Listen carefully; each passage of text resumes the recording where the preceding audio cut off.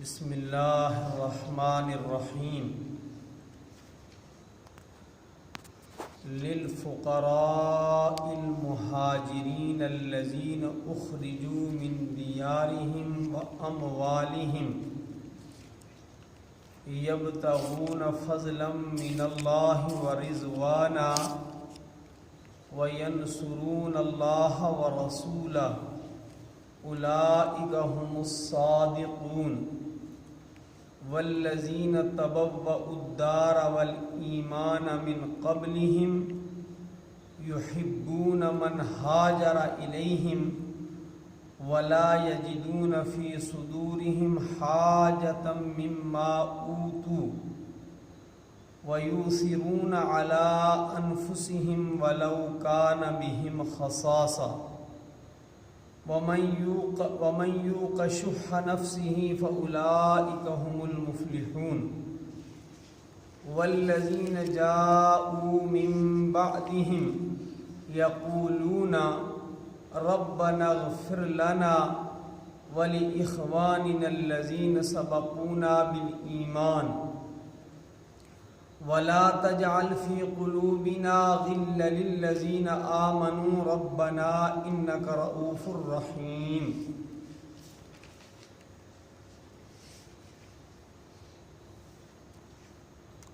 مضمون یہ بیان ہو رہا تھا کہ مال فے کا استحقاق کون رکھتا ہے۔ یاد رکھیں کہ اسلام کے اندر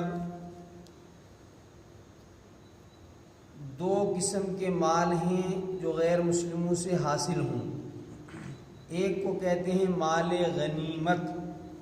مال غنیمت وہ مال ہے کہ آپ نے دشمن کے لیے سفر کیا، جنگ کرنے کے لیے گھوڑے استعمال کیے، اسلحہ استعمال ہوا، وہ جنگ کے دوران آپ کو کچھ اسلحہ ہاتھ آ گیا، کچھ جانور ہاتھ آ گئے، غلہ ہاتھ آ گیا، کچھ قیدی ہاتھ آ گئے، اسے کہتے ہیں مال غنیمت۔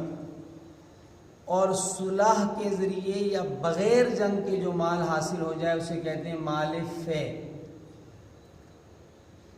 مال غنیمت کے 5 حصے کر کے 4 حصے جو ہیں وہ تقسیم کیے جائیں گے مجاہدین اسلام پر، اسلامی فوج کے درمیان، اور ایک حصہ بیت المال کا رہے گا۔ اور مال فے اسے کہتے ہیں کہ جو بغیر جنگ کیے صلح سے حاصل ہو جائے، اس کی تقسیم کے لیے آپ نے تفصیلاً پڑھا کہ اللہ رسول، پھر حضور اکرم صلی اللہ علیہ وسلم کے قرابت دار، یتامہ، مساکین اور مسافروں کے اوپر وہ مال تقسیم ہوگا۔ ایک اور آگے تشریف فرما رہے ہیں کہ اس مال کا یہ بھی مستحق ہیں، للفقراء المہاجرین، ضرورت مند مہاجرین کے لیے ہے مال فے۔ للفقراء المہاجرین، مال فے مہاجرین فقراء کے لیے ہے جو نکالے گے ان کے گھروں سے اور ان کے مال سے، یبتغون، اس حالت میں کہ وہ تلاش کر رہے ہیں، فضلا من اللہ، اللہ تعالیٰ کا فضل، ورضوانہ، اور اس کی رضامندی اور خوشنودی، خوشی۔ اسلام کے اندر لفظ ہجرت اصطلاحاً اس کو کہتے ہیں کہ بندہ جس مقام پر رہ رہا ہے وہاں حالات ایسے ہیں، معاشرتی طور پر، سماجی طور پر، سیاسی طور پر، کہ وہ اسلام کے اوپر وہاں عمل نہیں کر سکتا۔ اس کو اسلامی نظام زندگی کو اپنانے کے لیے رکاوٹیں ہیں، دشواریاں ہیں، مشکلات ہیں، مشقتیں ہیں، تو اس کا اپنے وطن کو، اپنے رشتہ داروں کو، اپنے گھر کو، اپنی بستی کو اللہ رب العالمین کی رضا حاصل کرنے کے لیے دین اسلام پر اطمینان بخش طریقے سے چلنے کے لیے چھوڑ دینے والے کو مہاجر کہتے ہیں اور اس کو ہجرت کہتے ہیں۔ تو فرمایا کہ مال فے کے اندر ہجرت کرنے والے ضرورت مندوں کا بھی حصہ ہے، وہ ہجرت کرنے والے کہ جنہوں نے ہجرت کی اپنے گھروں کو چھوڑا، اپنے مال کو چھوڑا اور اللہ تعالیٰ کی خوشخبری کے لیے چھوڑا، تو ان کا بھی اس کے اندر حصہ ہے۔ اور یہاں مہاجرین کی ایک اور صفت بیان کی گئی۔ ایک صفت تو یہ بیان کی گئی کہ وہ نکالے جاتے ہیں ان کے مال سے، وہ نکالے جاتے ہیں ان کے گھر سے، اور وہ اپنا گھر اور مال کیوں چھوڑتے ہیں، ان کو ان کی بستیوں سے، ان کے وطن سے کیوں نکالا جاتا ہے؟ یبتغون فضلا من اللہ ورضوانا، اللہ تعالیٰ کی رضا اور خوشنودی کے حاصل کرنے کے لیے۔ وَيَنْصُرُونَ اللَّهَ وَرَسُولَهُ، اور وہ مہاجرین ینصرون مدد کرتے ہیں وہ اللہ تعالیٰ کی، ورسولہ اور اس کے رسول کی۔ اللہ تعالیٰ اور رسول اکرم صلی اللہ علیہ وسلم کی مدد کرنے کا مقصد یہ ہے کہ اللہ کے احکامات اور رسول اکرم صلی اللہ علیہ وسلم کے طریقوں والے مشن کی وہ مدد کرتے ہیں، سمجھے؟ اولئک هم الصادقون، یہ لوگ ہیں سچائی والے، جنہوں نے عملاً ثابت کر دیا، اللہ تعالیٰ کی رضا کے لیے وطن کو چھوڑ دیا، مال کو چھوڑ دیا، اور یہ سب کچھ چھوڑ کر بھی وہ اللہ اور اس کے رسول صلی اللہ علیہ وسلم کے دین پاک کی مدد کرتے ہیں کہ ہمیں اللہ رب العالمین کی رضامندی حاصل ہو جائے۔ ان کے ایمان کی سچائی کی قرآن تصدیق کر رہا، اولئک هم الصادقون، یہی ہیں وہ سچے ایمان والے۔ اب آگے ایک اور قسم کا تذکرہ کر رہے ہیں کہ یہ لوگ بھی مال فیض کا حق رکھتے ہیں۔ ایسا ہی نہیں کہ مہاجرین کو یہ مال صرف دیا جا سکتا ہے، رسول اللہ صلی اللہ علیہ وسلم اور آپ کے قرابت دار یتیموں، مسکینوں اور مسافروں کو نہیں، ان کے ساتھ مہاجرین پر بھی یہ مال خرچ کیا جا سکتا ہے۔ اور آگے بتایا والذین تبوؤا الدار والایمان من قبلہم، اور ان لوگوں کے لیے بھی مال فے ہے جنہوں نے تبوؤ بنا لیا، الدارا مدینہ کو گھر، والذین تبوؤا الدار جنہوں نے بنا لیا گھر، یعنی جنہوں نے مدینہ پاک کو گھر بنا لیا، والایمان اور جو ایمان سے مانوس ہوگے، من قبلہم ان مہاجرین کی ہجرت سے پہلے، مفہومی ترجمہ کر رہا ہوں جو مراد ہے، والذین تبوؤا الدار اور جن لوگوں نے بنا لیا الدار گھر مدینہ پاک کو، والایمان اور جنہوں نے قبول کر لیا ایمان کو، من قبلہم ان سے پہلے، یعنی مہاجرین کی ہجرت سے پہلے، ورنہ تو مہاجر پہلے ایمان لائے، انصار بعد میں لائے، لیکن ہجرت سے پہلے۔ اچھا، اب اس سے مراد ہے انصار، یاد رکھیں یہ دو اصطلاحات ساری زندگی نہ بھولیں۔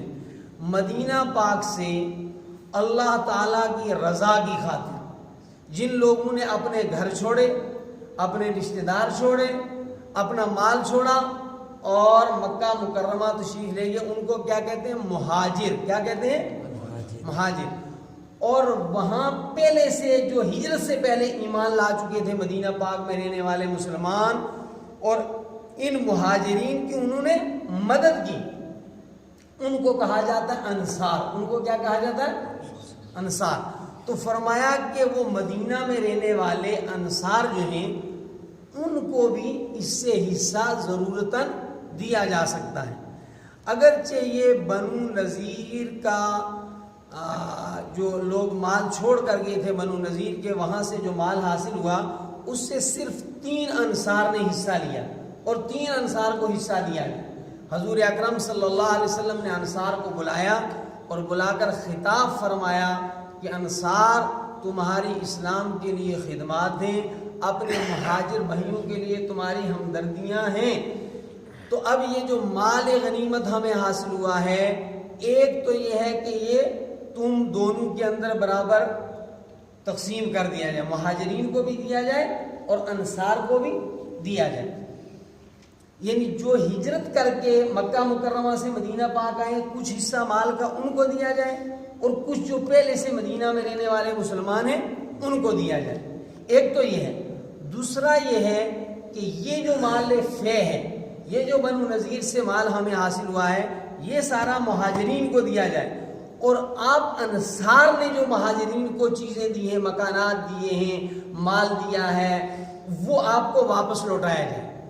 تو دو انصار کے بزرگ کھڑے ہوئے اور دونوں نے کہا کہ یا رسول اللہ صلی اللہ علیہ وسلم، ہماری رائے یہ ہے کہ آپ سارا مال جو ہے وہ مہاجرین میں تقسیم کر دیں، اور ہم نے جو مہاجرین کو دیا وہ بھی ان کے پاس رہے گا۔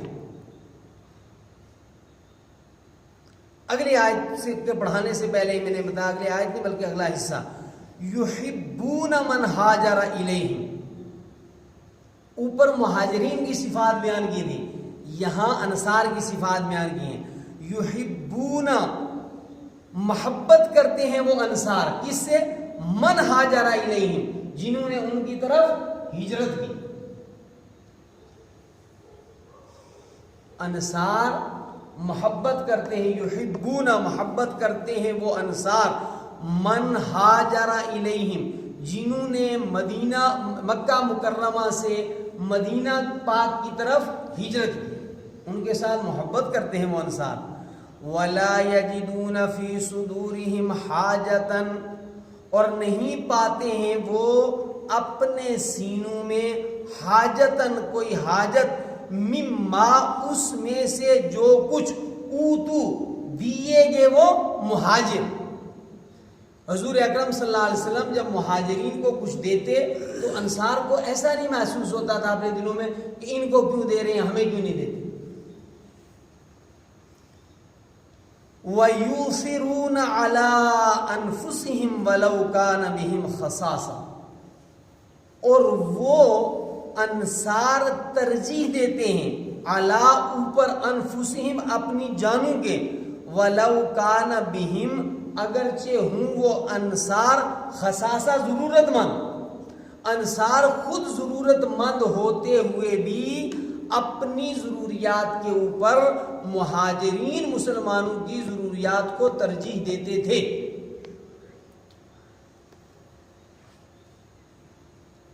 ان حضرات کی ایثار کی بے شمار مثالیں ہیں۔ فرمایا جب مہاجرین ہجرت فرما کر کے مکہ مکرمہ تشریف لے گئے تو جس صحابی رضی اللہ تعالی عنہ کے پاس 2 مکان تھے، انہوں نے ایک مکان اپنے مہاجر بھائی کو دے دیا۔ وہاں جا کر حضور اکرم صلی اللہ علیہ وسلم نے ایک نظام قائم کیا تھا جس کو کہتے ہیں نظام مواخات، بھائی بنائے تھے، ایک انصاری ایک مہاجر، کہ بھی تم اس طرح زندگی گزارو گے جیسے 2 بھائی۔ تو انصار نے بھی کمال کر دکھایا کہ اپنی ہر چیز کے 2 حصے کر دیے۔ یہاں تک روایت حدیث میں آتا ہے اور بخاری شریف کے اندر موجود ہے، فرمایا ایک صحابی رضی اللہ تعالی عنہ کی 2 بیویاں تھیں، انہوں نے ایک بیوی کو اسی نیت سے طلاق دینا چاہی کہ میں اس کو طلاق دے دوں اور بعد از طلاق یہ عدت گزار کر کے میرے مہاجر بھائی سے شادی کر لیں۔ یہ جو آخری بات فرمایا وَيُؤْثِرُونَ عَلَىٰ أَنفُسِهِمْ وَلَوْ كَانَ بِهِمْ خَصَاصَةٌ، اور وہ ترجیح دیتے تھے اپنی جانوں پر اگرچہ ہوتے وہ ضرورت مند۔ حضور اکرم صلی اللہ علیہ وسلم کی خدمت مبارکہ میں ایک مہمان پہنچ گیا، آپ صلی اللہ علیہ وسلم کے پاس مہمان کی مہمان نوازی کے لیے کوئی انتظام نہیں تھا۔ تو حضور اکرم صلی اللہ علیہ وسلم کے صحابی حضرت طلحہ رضی اللہ تعالی عنہ کو اس کا علم ہوا، تو انہوں نے اللہ کے رسول صلی اللہ علیہ وسلم کے مہمان کو لے لیا اور گھر میں پہنچے اور بیوی سے کہا کہ اس کی ضیافت کا، میزبانی کا انتظام کرو۔ تو بیوی نے کہا کہ ہمارے پاس کھانے کے لیے صرف بچوں کے لیے غذا ہے، اس سے زیادہ غذا ہمارے پاس نہیں ہے۔ تو دونوں میاں بیوی نے مشورہ کیا اور مشورہ کر کے یہ طے پایا کہ بچوں کو بھوکا ہی سلا دیا جائے، ان کو سلا دیا، اور فرمایا کہ ہم مہمان کے سامنے کھانا رکھتے ہیں۔ عربوں کا آج بھی یہ طریقہ ہے اور حدیث پاک میں بھی ہے کہ میزبان کو مہمان کے ساتھ کھانا کھانا چاہیے۔ تو صحابی نے اپنی بیوی سے کہا کہ جب ہم تینوں کھانے کے لیے بیٹھیں گے تو آپ ایسا کرنا کہ چراغ کو درست کرنے کے بہانے سے بجھا دینا، تاکہ صحابی کو یہ محسوس نہ ہو کہ ہم کھانا نہیں کھا رہے ہیں اور ہمارا جو مہمان ہے نبی صلی اللہ علیہ وسلم کا مہمان، وہ پیٹ بھر کے کھانا کھا لیں۔ چنانچہ ایسا ہی انہوں نے کیا۔ صبح جب یہ صحابی رسول اکرم صلی اللہ علیہ وسلم کی خدمت مبارکہ میں حاضر ہوئے تو اللہ کے رسول صلی اللہ علیہ وسلم نے فرمایا، صحابی تمہارے اور تمہاری بیوی کی شان میں اللہ نے قرآن نازل کیا ہے، وَيُؤْثِرُونَ عَلَىٰ أَنفُسِهِمْ وَلَوْ كَانَ بِهِمْ خَصَاصَةٌ۔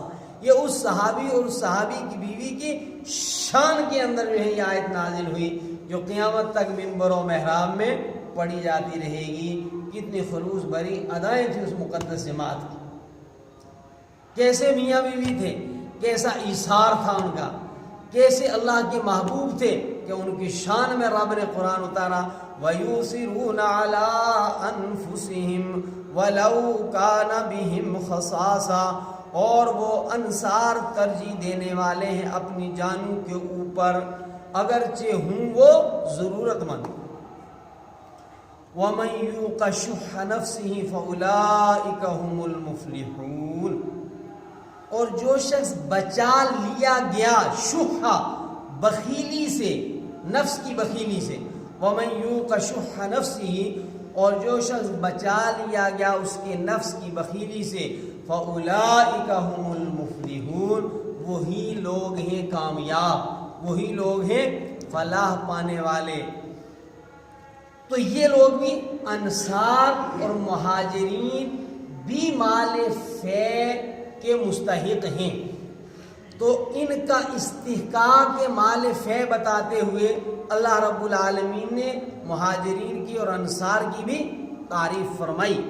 بہت اچھا ہو کہ یہ مستقل ایک مضمون ہے، للفقراء المہاجرین سے لے کر فاولئک هم المفلحون تک، اس مضمون کو کوئی بندہ تیار کر لیں۔ والذین جاءوا من بعدهم، ایک اور طبقہ بتایا جا رہا ہے کہ جو مال فے سے حصہ لے سکتا ہے اور دیا جائے گا نظام کے تحت، اور ان لوگوں کے لیے ہے مال فے، والذین، اور جو جاؤ آئے، من بعدہم، ان کے بعد، یعنی مہاجرین اور انصار کے بعد جو آئے، تابعین اور تبع تابعین۔ آپ کو ہوگا کہ ایسا کون سا مال بچا رہے گا، صرف اس مال کے اندر پوری جائیداد ہے، بستی ہے، علاقہ ہے۔ والذین جاؤ من بعدہم، اور جو لوگ آئے ان کے بعد، یعنی تابعین اور تبع تابعین۔ اسی مسئلے پر پھر آگے شام کے کچھ علاقے حضرت عمر رضی اللہ تعالی عنہ کے زمانے میں تقسیم ہوئے، یا بحرین کے کچھ علاقے، لیکن شرط لگائی، بعد میں آنے والے کون، مطلقاً نہیں، والذین جاؤ من بعدہم، اور جو ان صحابہ کے بعد آئے۔ کون سے بعد آنے والوں کو مال فے سے حصہ ملے گا، وہ توجہ طلب بات ہے۔ یقولون ربنا اغفر لنا، جو کہتے ہیں اے ہمارے پروردگار ہماری بخشش فرما دے۔ اگلی بات قابل توجہ ہے، وَلِإِخْوَانِنَا الَّذِينَ سَبَقُونَا بِالْإِيمَانِ، یہاں سے کل پڑھیں گے۔